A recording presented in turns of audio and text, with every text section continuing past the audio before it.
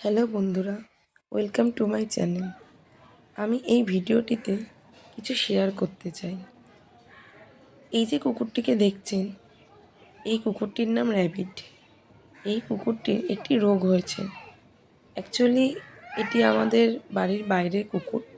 আমাদের বাড়ির বাইরে এরকম 15টি কুকুর আছে। তো সমস্ত কুকুরের দায়িত্ব বলতে গেলে দায়িত্ব নয়, আমাদের বাড়ি থেকেই ওদেরকে দুবেলা খাওয়ানো হয়।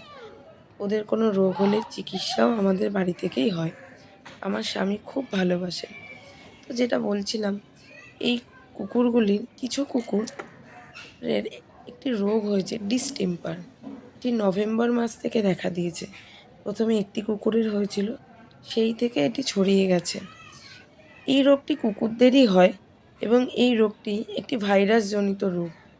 কুকুরের খাবারের লালা বা মাটিতে এই ভাইরাস থেকে একটি কুকুরের থেকে আরেকটি কুকুরে ছড়িয়ে পড়ে। এই যে ডিস্টেম্পার রোগটি, এটিতে না ওদের খুব জ্বর আসে এবং মাথায় খিঁচুনি ওঠে, নার্ভের প্রবলেম হয়, সারাদিন ওরা চিৎকার করে এবং আমি দেখেছি এই রোগটিতে 95% কুকুরকে বাঁচানো যায় না। আমাদের এরকম করে 6টি কুকুর মারা গেছে এই রোগে। আমার স্বামী অনেক চিকিৎসা করেছে কিন্তু বাঁচাতে পারেনি। যদি আপনাদের ভেতরেও কারোর বাড়ির কুকুর বা কারোর যদি জানা থাকে এই রোগ সম্পর্কে, যে কিভাবে এদেরকে বাঁচানো পসিবল হয়েছে, প্লিজ একটু জানাবেন, খুব ভালো হয়। এই যে বাচ্চাগুলোকে দেখছেন, এদেরও এই রোগ হয়েছিল।